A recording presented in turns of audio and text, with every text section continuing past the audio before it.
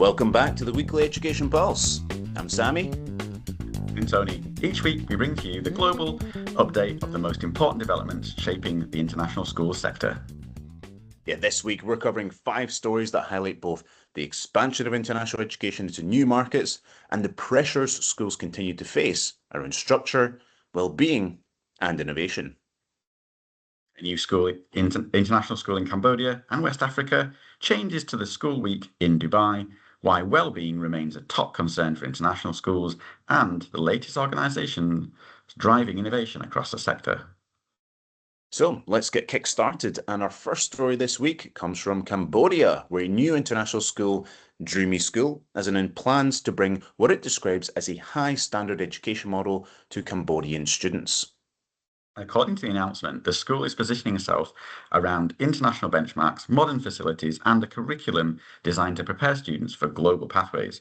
This reflects Cambodia's growing appetite for internationally aligned education, particularly among urban and aspirational families. What's notable is how this fits into a broader pattern we're seeing in the country. Cambodia has been steadily opening up to international curriculum qualifications, with increasing engagement from regulators and education providers alike. Families, it just creates more choice for the market. It's seeing that continued confidence in demand for international education, even beyond the region's more established hubs. And for operators, Cambodia is increasingly being viewed as an emerging market where early entrants can help shape expectations around quality, outcomes, and long-term pathways. The second story this week comes from West Africa, where the British International School of Gambia has opened a new junior school, expanding its education pathway for students.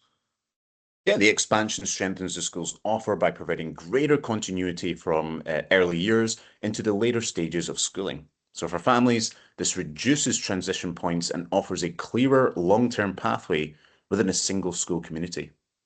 What's particularly interesting is what this signal sends about demand. Expanding capacity at junior levels suggests confidence in sustained enrolment growth and in parents committing earlier to international education options.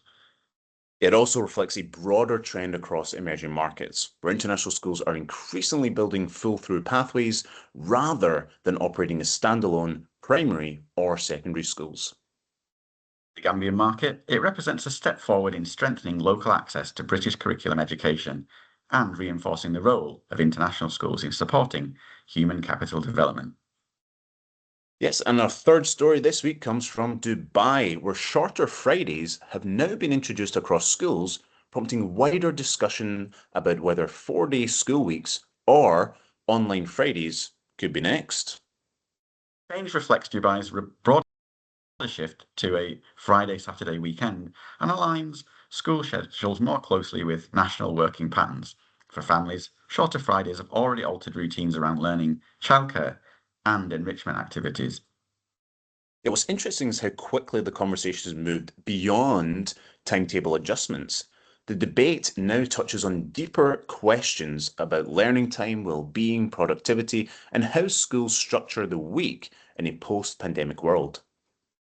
Schools are already experimenting informally, using Fridays for enrichment, independent study, or online learning. Others remain cautious, pointing to curriculum requirements and the practical challenges of staffing and supervision. For the international school sector, this raises a bigger issue. Flexibility is becoming part of the value proposition, but it must be balanced against consistency, quality, and fundamentally parental expectations. So we see Dubai, as often does, acts as a test case. If alternative models prove successful here, then that may influence how schools in other international markets rethink the structure of the school week. And our fourth story this week reinforces the theme we've been tracking for some time. According to recent analysis published by School Management Plus, well-being remains the single biggest concern for international schools globally.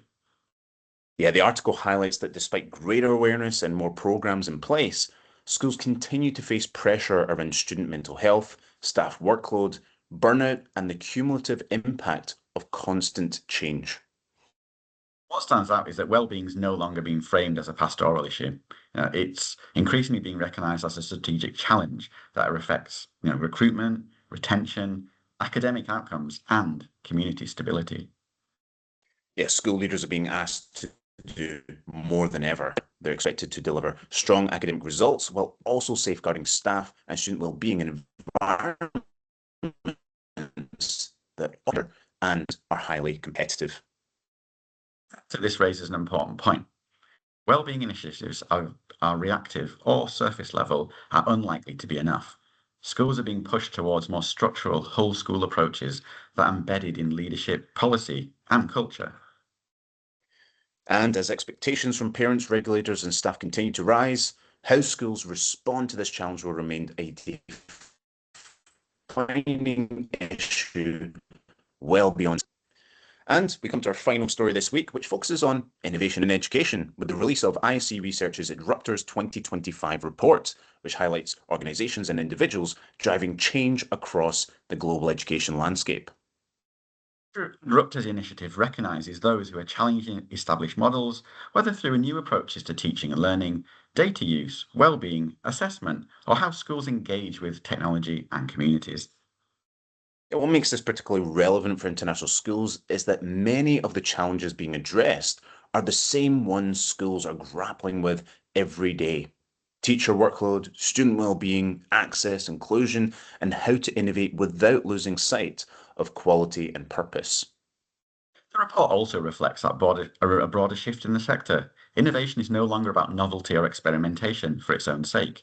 It's increasingly about solving real, structural problems in a sustainable way. For school leaders and education providers, the message is clear. The next phase of innovation will be driven by impact, evidence, and collaboration, rather than isolated initiatives. Initiatives like Disruptors help surface ideas and approaches that can inform how schools think differently about the future, while remaining grounded in the realities of day-to-day running of a school. Well, that brings us to the end of this episode of the Weekly Education Pulse. From emerging markets and school expansion to well-being, flexibility, and innovation, this week's stories reflect a sector balancing growth with sustainability and long-term impact. As always, thank you for listening and engaging with the Weekly Education Pulse. If there's a story or trend in your region that you think we should be looking at, please do let us know. And of course, we'll be back next week with another update from the sector. So thank you for joining us, and we'll see you next time.